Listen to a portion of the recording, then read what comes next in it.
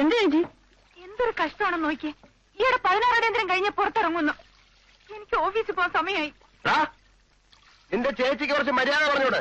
അത്ര അസൗകര്യാണ് ഈ വീട്ടിൽ നിന്ന് ഒഴിഞ്ഞു പറ. ആ പുള്ളി തന്നെ മനസ്സിലാ മതി. പല്ലാഴിക്കടവിൽ നീന്താടാനിറങ്ങിയ പലപ്പുങ്കാവിലെ പൊന്നിലാവേ.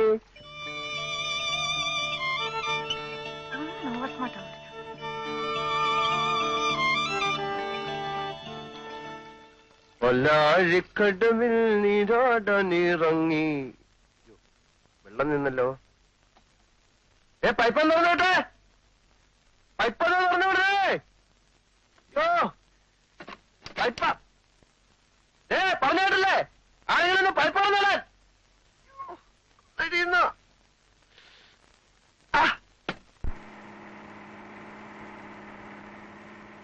നിയമപരമായി നോക്കിയ അവിടെ അതിക്രമിച്ചു കയറാൻ അയാൾക്ക് യാതൊരു അവകാശവുമില്ല. നിയമത്തിന്റെ പുറകെ പോകാൻ എനിക്ക് എവിടാ ചേച്ചി നേരം? പിന്നെ കാശ് ചെലവ്, എന്റെ വരവ് ചെലവ് കണക്കൊക്കെ ചേച്ചിക്ക് അറിയില്ലേ? പെട്ടെന്ന് ആർക്കെങ്കിലും ഒരു അസുഖം വന്നാ മതി, എല്ലാ കണക്കും തെറ്റും. പിന്നെ പട്ടിണി. കുറച്ച് ടെലിവിഷൻ വാങ്ങി ആ പെരിച്ചാഴിയുടെ ഭക്ഷണത്തിൽ ഇട്ടു കൊടുക്ക്. ഒരു മനുഷ്യനിൽ നിന്നും നമ്മൾ പ്രതീക്ഷിക്കുന്ന ഒരു മിനിമം സംസ്കാരം ഇല്ലേ ചേച്ചി? അയാൾക്കതില്ല, ഒരു കണിക പോലും ഇല്ല. കാലത്തെ നോക്കുമ്പോ മോനെന്നെ ചെവി പിടിച്ച് തിരുമോ അയാള്. ഞാൻ കഷ്ടപ്പെട്ട് അധ്വാനിച്ചിട്ടാ ചേച്ചി കുട്ടികൾക്ക് ഭക്ഷണം കൊടുക്കുന്നത്. മോനെ തൊടാൻ അയാൾക്കെന്ത് അവകാശമുള്ളത്? അയാളുടെ കുളിമുറിയാണത്രേ. എനിക്കങ്ങ് ദേഷ്യം വന്നു. സോപ്പ് വെച്ചുകൊണ്ടിരുന്നപ്പോ പുറത്തു നിന്ന് ഞാൻ പൈപ്പടച്ചു. അങ്ങനെ അങ്ങ് തോറ്റു കൊടുക്കുന്നത് ശരിയല്ലല്ലോ. കൈയെടുക്കൂല്ലേപ്പാ?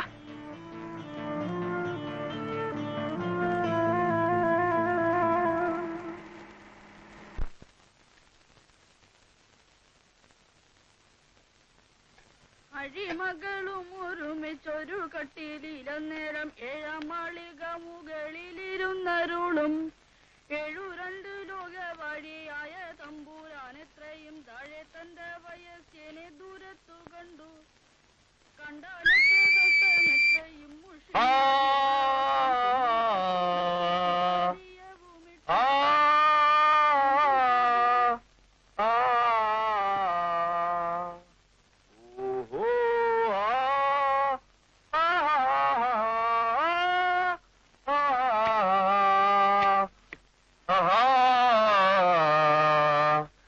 പാരിജാതം തിരുമിഴികൾ തുറന്നു, പവിഴമുന്തിരി പൂത്തു പൂത്തു തളിർത്തു.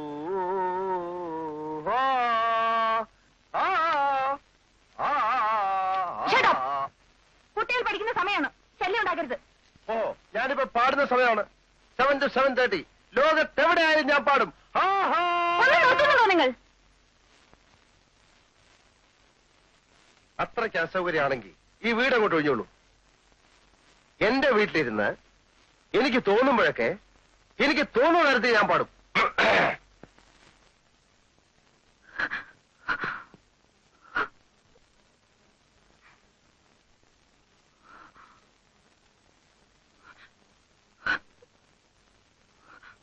എന്താ മോളെ? ചോദിക്കാനും പറയാനും നമുക്ക് ആരുമില്ലെന്ന് വിചാരിച്ചിട്ടാ അയാൾ ഈ തോന്നിയാസൊക്കെ കാണിക്കുന്നത്. ഇപ്പൊ എന്തുണ്ടായി? 2 ദിവസത്തേക്ക് താമസിക്കാനാണെന്ന് പറഞ്ഞപ്പോ അമ്മ വിശ്വസിച്ചില്ലേ? ഇപ്പോഴെന്തായി?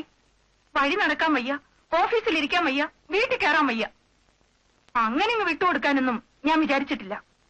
അമ്മാവന് കത്തെഴുതണം. അയ്യോ, വരട്ടെ. രാധയെടുത്ത് പറഞ്ഞു നേരാ. 2 പൊട്ടിച്ചാലേ അയാൾ വിവരം അറിയും. അത് വേണം മോളെ. താമൂട്ടം വല്ലാത്ത ഒരാളാ. വെട്ടൊന്ന് തുണ്ടൻ 2. അതാ പ്രകൃതം. ആ പ്രകൃതം ഉള്ളതുകൊണ്ടാ അമ്മാവന് കത്തെഴുതുന്നത്. അങ്ങനെ ഒരു മനസമാധാനവും ഇല്ലാതായിരിക്കുന്നു അങ്കിൾ. ഞാനും അമ്മയും വിചാരിച്ചിട്ട് എന്ത് നടക്കാൻ? അതുകൊണ്ട് യാതൊരു ഉപേക്ഷയും കാണിക്കാതെ അങ്കിൾ എത്രയും പെട്ടെന്ന് വന്നേ മതിയാവും.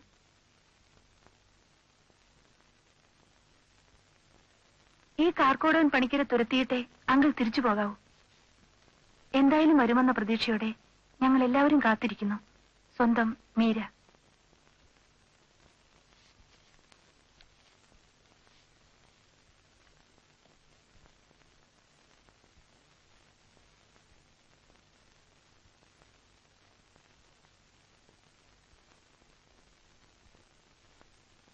ബോംബെ പട്ടണത്തെ കിടുകിടാ വിറപ്പിച്ചുകൊണ്ടിരിക്കുന്ന ഞങ്ങളുടെ അമ്മാവൻ ഉടൻ വരുന്നു.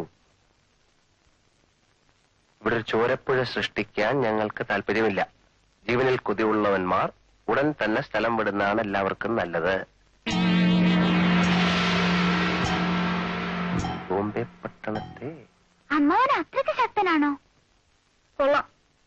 ഒരു 10 പേർ ഒരുമിച്ച് വരാമെങ്കിൽ അമ്മാവൻ ഒറ്റ കളി നേരിടും. Karate, judo, kung fu, Kalaripayattu.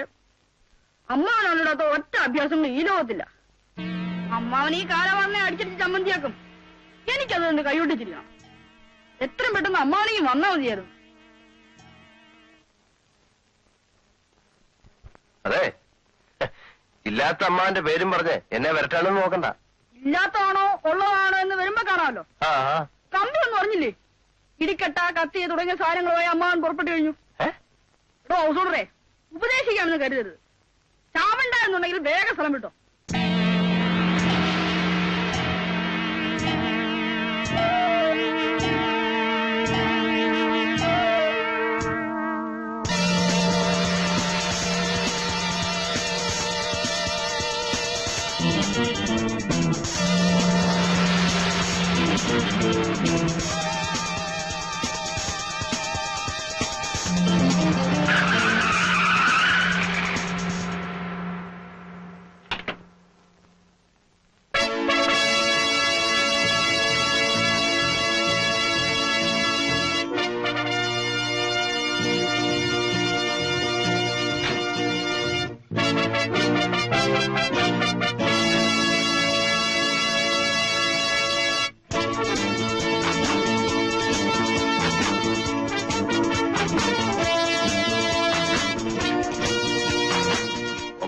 Panicker,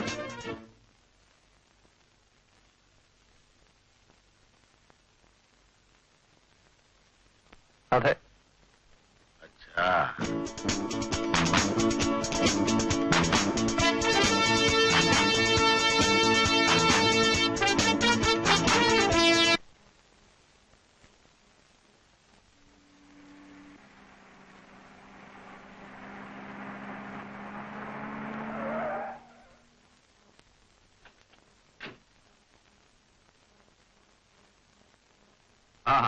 എന്തായാലോ തന്റെ ഇഞ്ചക്ഷനും ഓപ്പറേഷനും ഒക്കെ ശല്യപ്പെടുത്തി ഒഴിപ്പിക്കാനുള്ള തന്ത്രം ഏതാണ്ട് ഫലിച്ചു വരികയായിരുന്നു വക്കീലെ.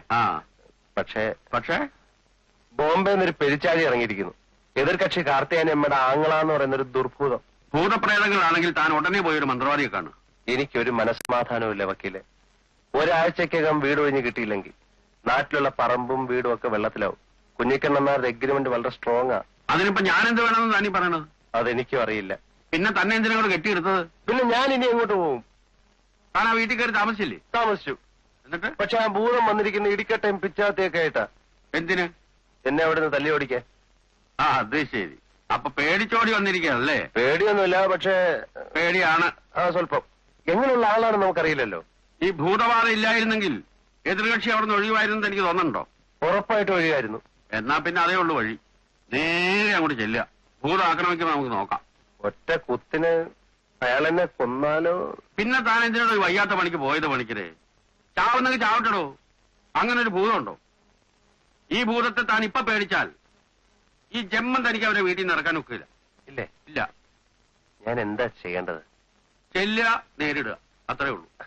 അത് വയ്യെങ്കിൽ കേസ് കൊടുക്കുക. കേസ് കൊടുത്തു കഴിഞ്ഞത് എപ്പോഴാ? എന്നാ പിന്നെ തന്റെ ഇഷ്ടം പോലെ ചെയ്യും. വക്കീലേ, ആളെ വിടൂ. കേസും ബുക്കാറും കൊണ്ടുവന്നിരിക്കുന്നു. മനുഷ്യനെ കഷ്ടപ്പെടുന്നു.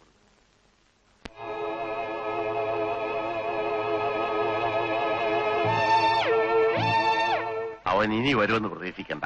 രാമോട്ട, അയാളെ ഒന്നും ചെയ്യല്ലേ. പാവം പേടിച്ചിരിക്കുക. എടി കാർത്തിയാനി, ഇത് നമ്മുടെ കുടുംബത്തിന്റെ അഭിമാനത്തിന്റെ പ്രശ്നമല്ലേ?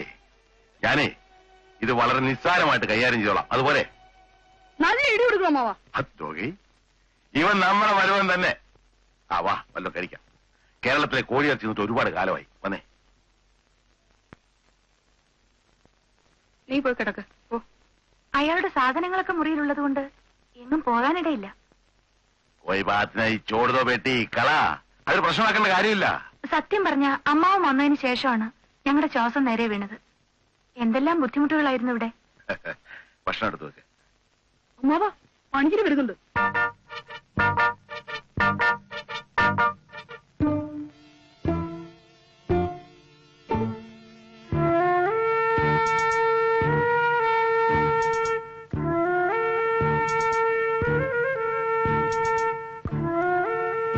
ആരോ ഞാൻ എന്നെ പരിചയപ്പെടുത്തുന്ന മുമ്പ് നിങ്ങൾ കടന്നു കളഞ്ഞെന്ത്? എനിക്ക് ജനറൽ ഓഫീസ് ഒരു ബില്ല് മാറി കിട്ടാനുണ്ടായിരുന്നു. ഓഹോ, ആത്മപ്രശംസ എനിക്കിഷ്ടമല്ല. എങ്കിലും ചില സത്യങ്ങൾ പറയാതിരിക്കുന്നത് ശരിയല്ലല്ലോ. കഴിഞ്ഞ ഒരാഴ്ച മുമ്പ് വരെ ഞാൻ തിഹാർ ജയിലിലായിരുന്നു. ജയിലിലാണോ ജോലി? ജോലിയല്ല, ഒരു കൊലക്കേസിൽപ്പെട്ട അവിടെ കിടക്കായിരുന്നു. കുത്തും കൊലയും ഒക്കെ എന്റെ ബോംബെ ജീവിതത്തിലെ നിത്യ സംഭവങ്ങളാണ്. എത്രയോ പേരെ ഞാൻ കുത്തിയിട്ടുണ്ട്. എത്രയോ വർഷം ഞാൻ ജയിലിൽ കിടന്നിട്ടുണ്ട്. ബോംബെയിലെ അധോലോകം ദാമോദർജി എന്ന് കേട്ട ഞെട്ടി വിറയ്ക്കും. ആരാണ് അയാൾ? ഞാനാണ് അയാൾ. ശിവസേനക്കാരെ കുറിച്ച് കേട്ടിട്ടുണ്ടായിരിക്കുമല്ലോ. ഏത് കൊലകൊമ്പനായ ശിവസേനക്കാരനായാലും ഒരാളുടെ മുമ്പിൽ മാത്രമേ അവരുടെ മുണ്ടിന്റെ മടയിൽ കുത്ത് അയച്ചിടാറുള്ളൂ. ആ ആളാണ് ഈ ദാമോദർജി. ബോംബെക്കാരൊക്കെ മുണ്ടും മടക്കി കുത്തിയാണ് നടക്കുന്നത്. അല്ല, ഈ മുണ്ടെന്ന് പറഞ്ഞാലേ ധോത്തി, പാളത്താറ്. ആത്മപ്രശംസ എനിക്ക് തീരെ ഇഷ്ടമല്ല. എങ്കിലും ഒരു സത്യം കൂടെ ഞാൻ പറയാം. വിശ്വവിഖ്യാതനായ ചാൾ ശോഭരാജനെ പണിക്കർ അറിയോ? കേട്ടിട്ടുണ്ട്. എന്റെ ആത്മസുഹൃത്താണ്. എനിക്ക് ഇത്ര വലിയ പാരമ്പര്യമൊന്നുമില്ല. പക്ഷെ വേണ്ടി വന്നാൽ ഒരാളെ കൊല്ലാൻ എനിക്ക് മടിയുമില്ല. സാബാഷ്. അച്ഛാ അച്ഛാ, ശക്തനായ പ്രതിയോഗികളാണ് എനിക്കിഷ്ടം. പക്ഷെ പണിക്കർ, ആ ക്ലോക്കിലേക്ക് നോക്കൂ. ഇപ്പോ 11 മണിയായി. നിങ്ങൾക്ക് ഞാൻ 1 മണിക്കൂർ സമയം കൂടെ തരുന്നു. സിർഫ് 1 ഘണ്ട. ആ സമയം നിങ്ങളുടെ സാധനങ്ങൾ പാക്ക് ചെയ്യാനുള്ള സമയമാണ്. സമജാ? ഇവിടെ ഒരു ചോരക്കളം സൃഷ്ടിക്കാൻ എനിക്ക് ഇഷ്ടമില്ലാത്തതുകൊണ്ട് പറയാണ്.